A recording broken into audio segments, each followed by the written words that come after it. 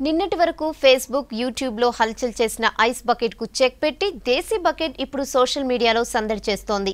Ice water కుమ్మరించుకోవడం కంటే 10 మందికి అన్నం పెట్టి ఆకలి తీర్చే రైస్ బకెట్ ఛాలెంజ్ ఇప్పుడు సోషల్ మీడియాలో దుమ్ము రేపుతోంది.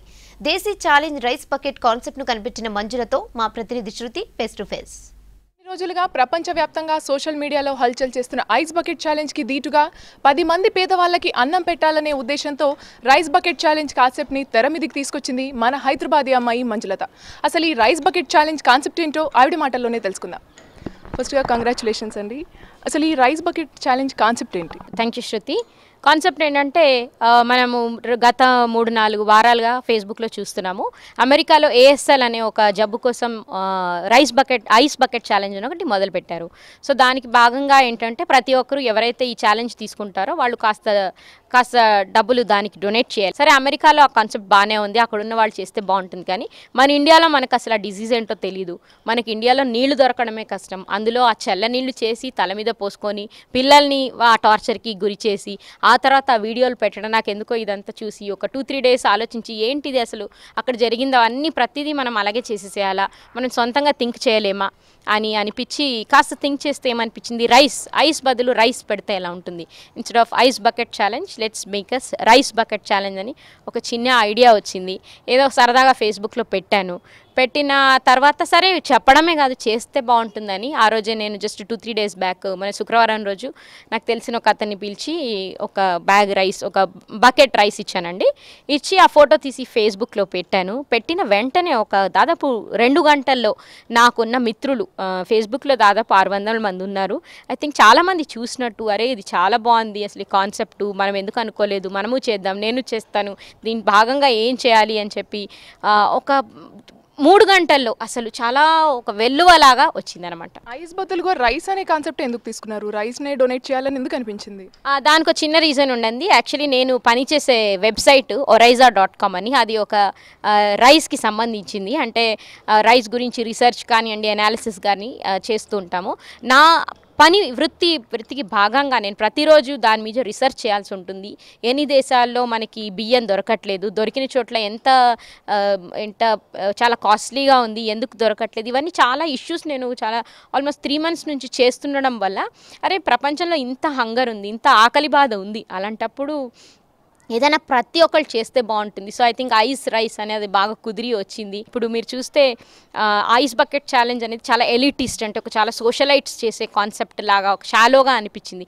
వేరే ఇదేంటంటే చాలా మన గ్రాస్ రూట్ లెవెల్, అంటే మనం అందరికీ మిడిల్ క్లాస్ వాళ్ళకు కూడా అది ఒకలాంటి మనకి చేయొచ్చు, మనం చేయగలము అనే కాన్సెప్ట్ ఉండడం వల్ల అది బాగా క్లిక్ అయిందని నేను అనుకుంటున్నాను. అంటే ఒక 2000లోనే ఆల్మోస్ట్ 50,000 లైక్స్ అనేది ఒక సూపర్ రెస్పాన్స్ అనేది. ఆ రెస్పాన్స్ ఓన్లీ మన స్టేట్ నుంచే ఉందా, లేదంటే ఆల్ ఓవర్ ఇండియా నుంచి మీకు response? All over India, all over the world ఉందండి. ఎన్ఆర్ఐస్ కూడా చాలా దాన్ని లైక్ చేశారు. ఒకలాంటి దేశీ ట్విస్ట్ ఉంది దీనికి.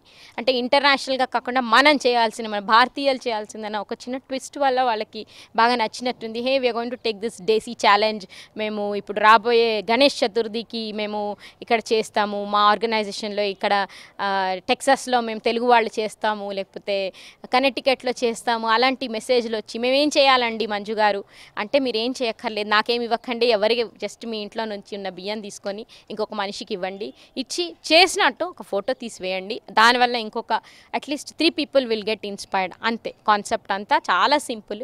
అండ్ కానీ ఒకటి నాకు ఆశ్చర్యంగా ఏమవుతుందంటే అందులో ఎన్ని లైక్స్ వచ్చాయి, అన్ని లైక్స్ అన్ని డొనేషన్స్ ఇంకా కాలేదండి. ఇక్కడ మన ఉద్దేశం లైక్స్, షేర్స్, కమెంట్స్ కాదు. ప్రతి ఒక్కరూ ఆ రైస్ డొనేట్ చేస్తేనే ఆ ఛాలెంజ్లో ఉన్నట్టు నేను భావిస్తున్నాను. మనం 3 పూట్ల రైస్ తింటామండి, ప్రతిరోజు వండుకుంటాం. సో అలాంటప్పుడు కనీసం నెలలో ఒక రోజు ఒక చిన్న బౌల్ అంత రైస్ తీసుకొని ఐఎమ్ ష్యూర్ ప్రతి ఒక్కరు ఇవ్వగలుగుతాం.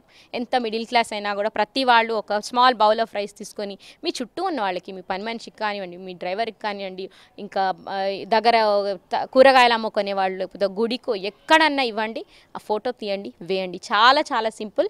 And I want everybody to do that right away. Social media support లేకపోయి ఉంటే ఇది ఇంత సక్సెస్ అయ్యి ఉండేది కాదు అనుకుంటాను. సో మీరేమంటారు? అవునండి, ఇది complete credit goes to social media. I would term it as a social media tsunami. అదొక వెలువలాగా వచ్చింది. మామూలుగా నేను వెళ్ళి ఒక 500 మంది ఉన్న చోట చెప్తే నాకు తెలిసి ఇంత రెస్పాండ్ ఉండకపోవచ్చు. మేబీ 500 మందికి అప్పుడే చెప్తాను, కానీ వాళ్ళు వెళ్ళిపోయాక దాన్ని మర్చిపోయే ఇది ఉంది, ఛాన్సెస్ ఉన్నాయి. ఇంతకుముందు మీరు ఏదైనా మీడియా ఆర్గనైజేషన్లో కానీ సోషల్ మీడియా సైట్లో కానీ పనిచేశారు? లేదండి. సోషల్ మీడియా అంటే ఇప్పుడు నేను చేసే వెబ్సైట్లో కాస్తంత ఉంది, కానీ ఇట్లా సోషల్ మీడియా మేనేజ్మెంట్ అంటూ ఏం చేయలేదు. కాకపోతే నేను జర్నలిస్ట్గా ఇక్కడ హైదరాబాద్లో లాస్ట్ 16 years నుంచి ఉన్నాను. అంతకుమించి మేబీ ఎప్పుడూ మనసులో ఒకటి ఉంటుంది, ఏదన్నా ఒకటి చేయాలి, ఒక పెద్దది అసలు మనం లైఫ్ లాంగ్ ప్రౌడ్గా ఉండగలిగే ఒక మంచి పని చేస్తే బాగుంటుందని ఒక థాట్ ఉంది. అది ఎప్పుడు చేయాలి, ఎలా చేయాలని ఏం అనుకోలేదు. ఐ థింక్ అది ఈ రకంగా ఒక మంచి పని అవ్వటం వల్ల I think it's a great feeling. అంటే ఇది ఈ రైస్ బకెట్ ఛాలెంజ్ అనేది ఇక్కడతోనే ఆగిపోకుండా ఇంకా డొనేషన్స్తో అలా ముందుకు రావచ్చు. సో దాన్ని ఇంకా మీరు ముందుకు ఎలా తీసుకెళ్లాలనుకుంటున్నారు?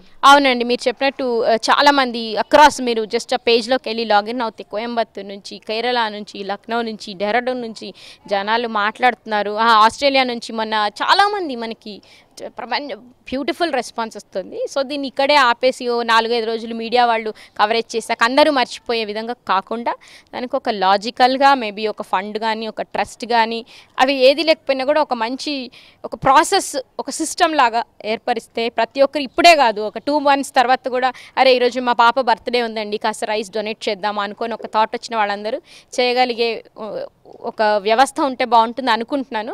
I think I'm going to work it out. కొంతమంది NGOs కానివ్వండి, లేకపోతే ఈ ఫీల్డ్లో బాగా పరిచయం ఉన్న వాళ్ళతో చేసి మీడియా ఫ్రెండ్స్తో చేద్దామనే ఉద్దేశం ఉంది.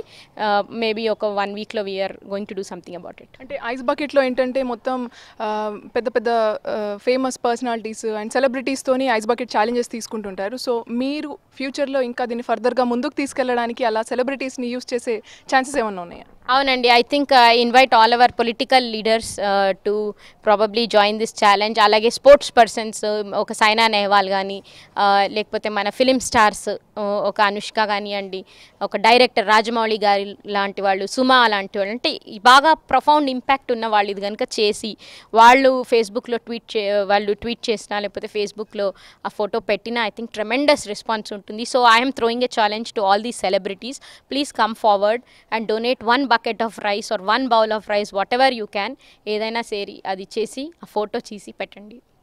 ఓకే, మా V6 తరపున కూడా మీకు very special congratulations and all the best. చూసారుగా, ఒక ఐస్ బకెట్ ఛాలెంజ్కి ధీటుగా మన దేశీ సత్తా చాటేందుకు రైస్ బకెట్ ఛాలెంజ్ అనే కాన్సెప్ట్ని తీసుకొచ్చిన మంజులతకి really hats off. Camera person తిరుపతితో శృతి, V6 న్యూస్, హైదరాబాద్.